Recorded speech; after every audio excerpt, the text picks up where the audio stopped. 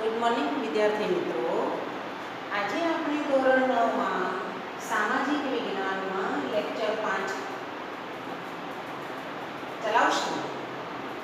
એમાં પ્રકરણ 8 ભારતનું બંધારણનું ઘડતર અને તેના લક્ષણો વિશે આપણે ચર્ચા કરતા જ હતા. આ છેલ્લું લેક્ચર છે આ પ્રકરણનું.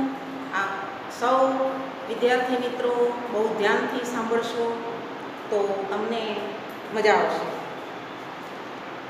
અગાઉના લેક્ચરમાં આપણે બંધારણના મૂળભૂત લક્ષણો જોતા હતા. તેમાં લેખિત બંધારણ, બંધારણનું પદ, એક જ નાગરિકત્વ, મજબૂત કેન્દ્રવાળું સમવાયતંત્ર, તેમાં કેન્દ્ર અને રાજ્યોની યાદી, સંયુક્ત યાદી, શેષ સત્તાઓ, કટોકટી વેળા, એકતંત્રી વ્યવસ્થા સુધી આપણે ચર્ચા કરી હતી. હવે આપણે અભ્યાસમાં આગળ વધશું અને હું ઈચ્છું છું કે આશા પણ રાખું છું કે તમે લોકોએ મેં જે લેક્ચર આપ્યા છે તેમાંથી અથવા તમારી પાસે બુક છે તો ચલાવેલા મુદ્દામાંથી સરસ મજાના એક વાક્યના પ્રશ્નો બનાવવાના અને લખવાના. હવે આજે આપણે તે લક્ષણોની અંદર છઠ્ઠું લક્ષણ જોઈએ, દ્વિગૃહી પ્રથા. છઠ્ઠું લક્ષણ છે દ્વિગૃહી પ્રથા.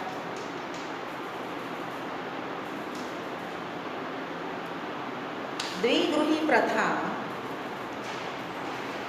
જોઈએ ટોપિકમાં તો લોકો દ્વારા ચૂંટાયેલા પ્રતિનિધિઓમાંથી બનેલી લોકસભા. દ્વિગૃહી પ્રથા શું છે? લોકો દ્વારા ચૂંટાયેલા પ્રતિનિધિઓની લોકસભા. લોકશાહીમાં લોકસભામાં જ સાચી સત્તા સ્થપાયેલી છે. સંસદના બે ગૃહો છે. સંસદના બે ગૃહ. કયા કયા? ઉપલું ગૃહ,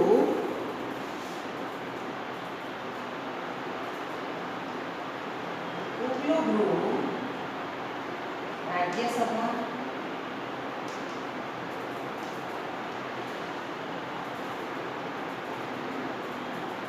ને નીચલું ગૃહ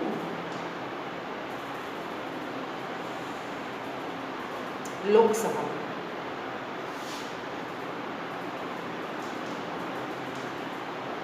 વિદ્યાર્થી મિત્રો, જ્યારે હું જે ટોપિક બોર્ડ ઉપર લખું છું તે મહત્વના પોઈન્ટ હોય છે અને એ પોઈન્ટ ઉપરથી પણ તમે એક વાક્યના પ્રશ્નો બનાવી શકો છો. જેમ કે દ્વિગૃહી પ્રથામાં સંસદમાં કેટલા ગૃહ છે? ખાલી કેટલા પૂછ્યું હોય તો બે ગૃહ. કયા કયા પૂછ્યું હોય કે તમે લખ્યો હોય એવો પ્રશ્ન તો ઉપલો ગૃહ ને નીચલું ગૃહ. આમાંથી પણ બીજા ક્વેશ્ચન બને. ઉપલો ગૃહ એટલે શું? ઉપરનો ગૃહ તો રાજ્યસભા.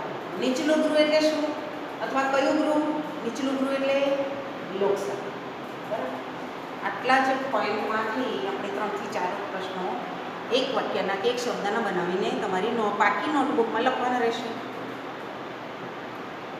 હવે આગળ અભ્યાસ કરીશું તો પ્રધાનમંડળની રચના સંસદ સભ્યોમાંથી કરવામાં આવે છે. પ્રધાનમંડળ બનાવવામાં આવે ત્યારે તેની રચના શેમાંથી થાય? સંસદના સભ્યો દ્વારા થાય છે. પ્રધાનમંડળ સંસદની જવાબદાર છે. પ્રધાનમંડળ લોકસભાનો વિશ્વાસ ધરાવે ત્યાં સુધી જ તે સત્તા ઉપર રહી શકે છે. સંસદીય સરકાર એ સંયુક્ત જવાબદારીના સિદ્ધાંત ઉપર કામ કરે છે. પ્રધાનમંડળમાં અત્યંત મહત્ત્વના નિર્ણયો લેવાતા હોય છે. કેન્દ્રમાં રાષ્ટ્રપતિના નામે તથા રાજ્યમાં રાજ્યપાલના નામે વહીવટ ચાલતો હોવા છતાં ખરેખર સત્તા કેન્દ્રમાં વડાપ્રધાનની આગેવાની હેઠળ પ્રધાનમંડળ અને રાજ્યોમાં મુખ્ય પ્રધાનના વડપણ હેઠળ પ્રધાનમંડળ જ વહીવટી અને કારોબારી સત્તા ભોગવે છે. રાજ્યસભામાં રાજ્યનું પ્રધાનમંડળ રાજ્યની વિધાનસભાને જવાબદાર હોય છે. લોકસભા એ કાયમી ગૃહ નથી. તેની મુદત 5 વર્ષની છે. રાજ્યસભામાં સભ્યો રાજ્યોની વિધાનસભામાં ચૂંટાઈને આવેલા ધારાસભ્યો ચૂંટે છે. તેઓ જે તે રાજ્યના પ્રતિનિધિત્વ કરે છે. રાજ્યસભામાં વિવિધ ક્ષેત્રના નિષ્ણાંત અનુભવી એવી 12 વ્યક્તિઓની સભ્ય તરીકે પસંદગી રાષ્ટ્રપતિ કરે છે. રાજ્યસભા એ કાયમી ગૃહ છે. રાજ્યસભા કેવું છે? કાયમી ગૃહ છે. લોકસભા કેવું ગૃહ છે? હંગામી ગૃહ છે. એટલે કાયમી ગૃહ નથી. તેના 1/3 સભ્યો દર વર્ષે નિવૃત્ત થાય છે. તેટલા જ સભ્યો ફરીથી ચૂંટવાને પાત્ર છે. આમ રાજ્યસભાનો સભ્ય 6 વર્ષ સુધી સભ્યપદ ધરાવે છે. રાજ્યસભાની સત્તા પ્રમાણમાં ઓછી છે, જ્યારે લોકસભાની સત્તાઓ વિશેષ, ચડિયાતી અને નિર્ણાયક છે. રાજ્યસભાનું સંપૂર્ણપણે વિસર્જન થતું નથી. બરાબર. તો હવે આગળનો લક્ષણ લઈશું. મૂળભૂત લક્ષણોમાં 7મું લક્ષણ છે સ્વતંત્ર, નિષ્પક્ષ અને એકીકૃત ન્યાયતંત્ર. મુદ્દો તો ન્યાયતંત્ર છે, પણ ન્યાયતંત્ર કેવું હોવું જોઈએ? નિષ્પક્ષ.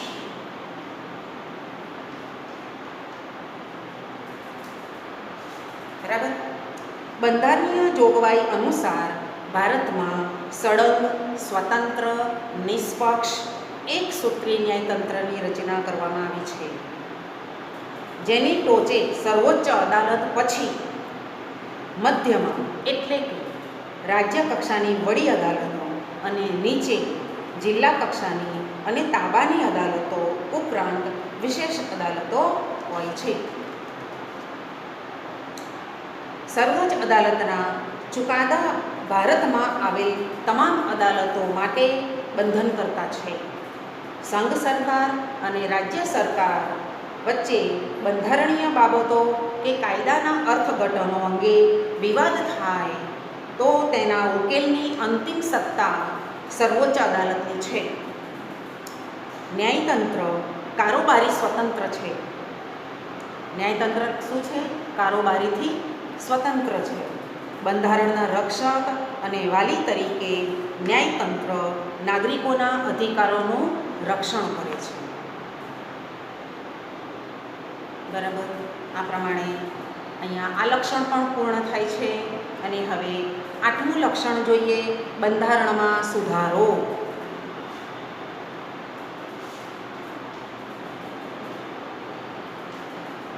બંધારણમાં સુધારો. ભારતીય બંધારણ અન્ય દેશોના બંધારણ કરતાં પરિવર્તનશીલ છે. સમય અને સંજોગોને આધીન બંધારણમાં ફેરફાર કરવાની જરૂર પડતી હોય છે. બંધારણમાં ફેરફારની કલમોને 3 ભાગમાં વહેંચવામાં આવી છે. એ 3 બાબતો કઈ છે તે આપણે જોઈએ. અમુક જોગવાઈઓ સંસદના હાજર અને મત આપતા સભ્યોની સાદી બહુમતીથી સુધારો કરી શકાય છે. બીજી કઈ જોગવાઈ છે? અમુક જોગવાઈઓમાં સંસદના બંને ગૃહોની કુલ સભ્ય સંખ્યાની બહુમતી અને હાજર તેમજ મત આપતા સભ્યોની 2/3 સ્પષ્ટ બહુમતીથી ફેરફાર કરી શકાય છે. ક્યાં ફેરફાર થાય? બંધારણમાં. હવે ત્રીજી જોગવાઈ શું છે? બંધારણના અમુક ભાગોમાં સુધારો કરવા માટે સંસદના બંને ગૃહોની કુલ સભ્ય સંખ્યાની બહુમતી તેમજ હાજર અને મત આપતા સભ્યોની 2/3 બહુમતીથી અડધા ઉપરાંત વધુ ઘટક રાજ્યોની વિધાનસભાના ગૃહોની મંજૂરી જરૂર છે. બરાબર. હવે આપણે 9મો મુદ્દો લઈએ, સાર્વત્રિક પુખ્ત વય મતાધિકાર. સાર્વત્રિક પુખ્ત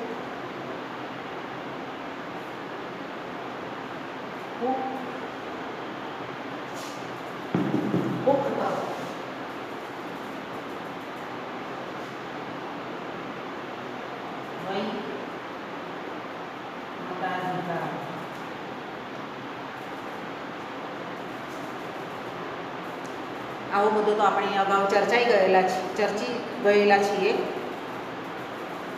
ભારતમાં બંધારણમાં 18 વર્ષની ઉંમરના તમામ નાગરિકોને કોઈપણ જાતના ધર્મ, જાતિ, શિક્ષણ, લિંગ, આવક, કોમ, મિલકત કે જન્મસ્થાન જેવા કોઈપણ જાતના ભેદભાવ મુક્ત રીતે દરેક નાગરિકોને સમાન મતાધિકાર આપવો એ ખરેખર પ્રગતિશીલ અને હિંમતભર્યું કાર્ય છે. મતાધિકારને કારણે લોકશાહીમાં પ્રત્યેક નાગરિકને ચૂંટણી સમયે પોતાની પસંદગીના ઉમેદવારને મત આપીને ચૂંટી કાઢવાનો અધિકાર મળે છે. ચૂંટણીઓમાં યુવા મતદારોની ઉત્તરોત્તર વધતી સંખ્યા, સજાગતા, ઉમળકો, મતદાન જાગૃતિના કારણે મતદાનનું વધેલું પ્રમાણ, આમ રાજકીય ક્ષેત્રે યુવાઓની સક્રિયતા એ જ લોકશાહીની પરિપક્વતા અને સફળતાની નિશાની છે. તો હવે 10મો મુદ્દો છે, મુદ્દા બહુ નાના છે, ધર્મનિરપેક્ષતા.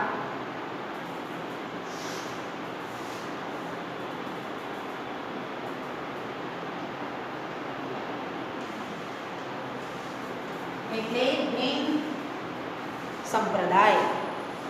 આપણે આ મુદ્દો પણ અગાઉ જોઈ ગયેલા છે અગાઉના પ્રકરણમાં.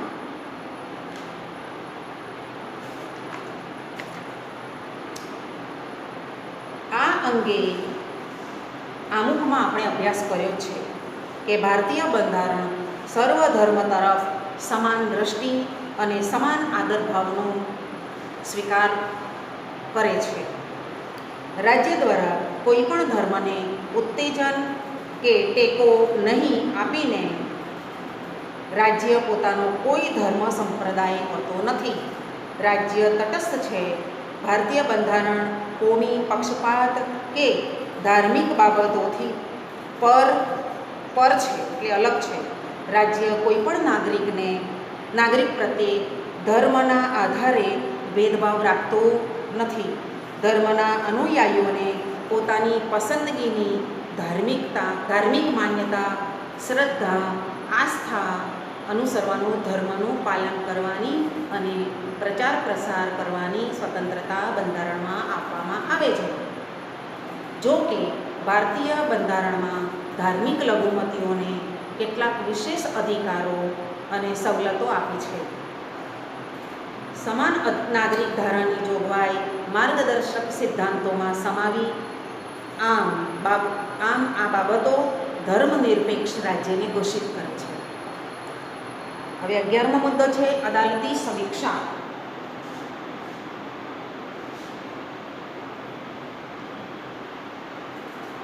અદાલતી સમીક્ષા.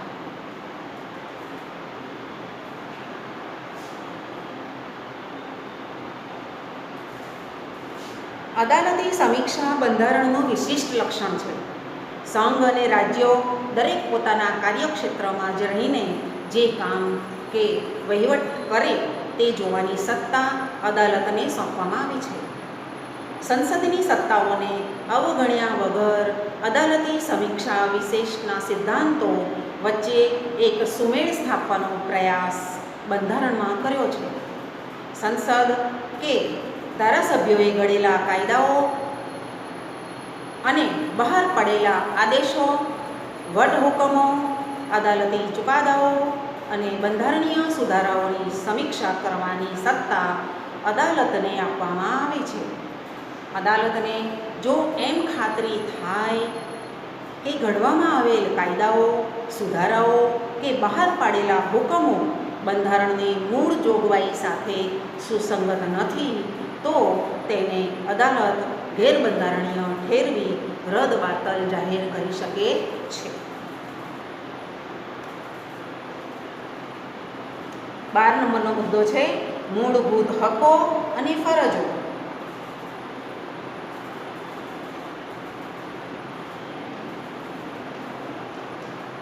મૂળભૂત હકો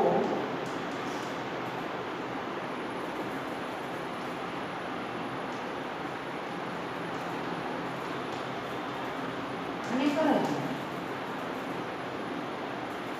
ભારતના લોકો એક સ્વતંત્ર રાષ્ટ્રના નાગરિક તરીકે ગૌરવપૂર્ણ જીવન જીવી શકે છે, તે માટે બંધારણમાં મૂળભૂત હકો આપવામાં આવ્યા છે. સર્વાંગી વિકાસની સાથે રાષ્ટ્રના વિકાસ માટે જરૂરી સ્વતંત્રતાની ખાતરી સાથે હકો અને ફરજો એ લોકશાહી સમાજની મૂડી છે. બંધારણીય ઇલાજોનો હક તથા 6 થી 14 વર્ષના બાળકોને ફરજિયાત શિક્ષણનો હક પણ બંધારણમાં સમાવ્યો છે. 13 નંબર રાજનીતિના માર્ગદર્શક સિદ્ધાંતો.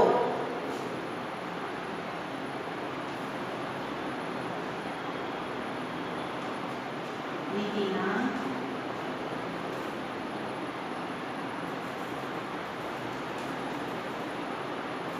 માર્ગદર્શક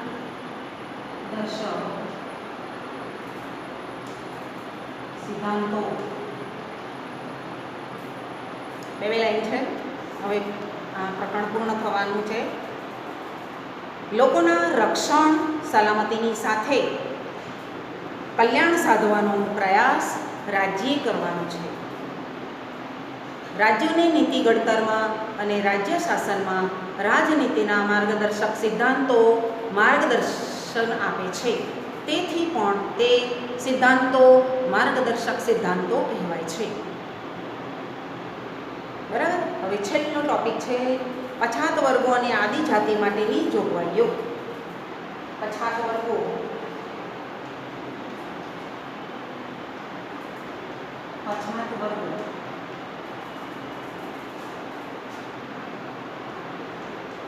આદિજાતિ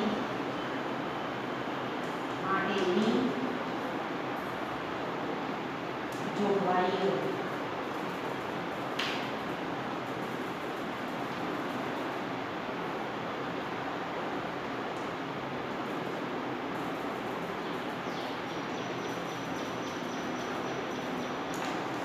સમાજના પછાત વર્ગ કે પછાત જાતિઓ કે વંચિત સમુદાયોના ઉત્કર્ષ અને તેઓને સામાન્ય પ્રવાહમાં ભેળવવા માટે સક્ષમ બનાવવા માટે ભારતના બંધારણમાં વિશેષ જોગવાઈઓ કરવામાં આવી છે.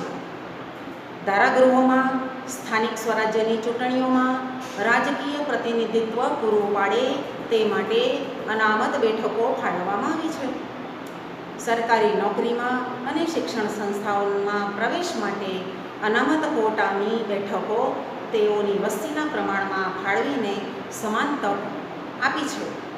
પછાત જાતિના બાળકોને શિક્ષણ માટે શિષ્યવૃત્તિઓ, સવલતો, ફી માફીની સગવડનો લાભ, હકારાત્મક ભેદભાવનો કે રક્ષણાત્મક ભેદભાવની નીતિનો ખાસ પ્રબંધ બંધારણમાં કરવામાં આવ્યો છે.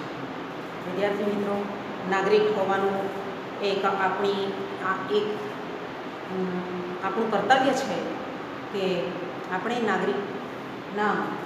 નાગરિક તરીકેના જે હકો છે, ફરજો છે, સિદ્ધાંતો છે તેને આપણે બરાબર સમજીએ અને એ પ્રમાણે આપણે વર્તીએ તો સ્વાભાવિક છે કે રાજ્યોએ ઘડેલા બંધારણ એ આપણને સુસંગત થાય, આપણે તેનો નાગરિક તરીકે સંપૂર્ણ લાભ ઉઠાવી શકીએ. તે માટે આ બધા મુદ્દાઓ યાદ રાખવા જરૂરી છે. હવે અહીંયા આપણે આ પ્રકરણ સમાપ્ત કરીએ છીએ.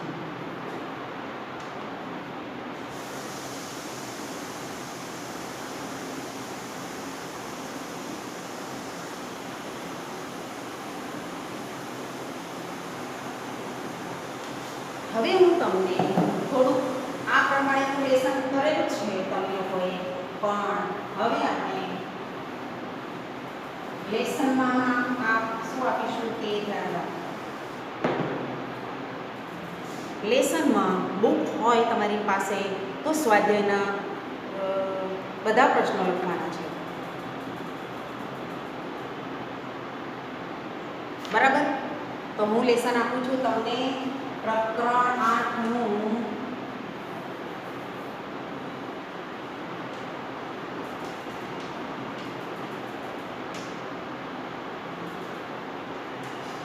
સ્વાધ્યાય પૂર્ણ કરવું.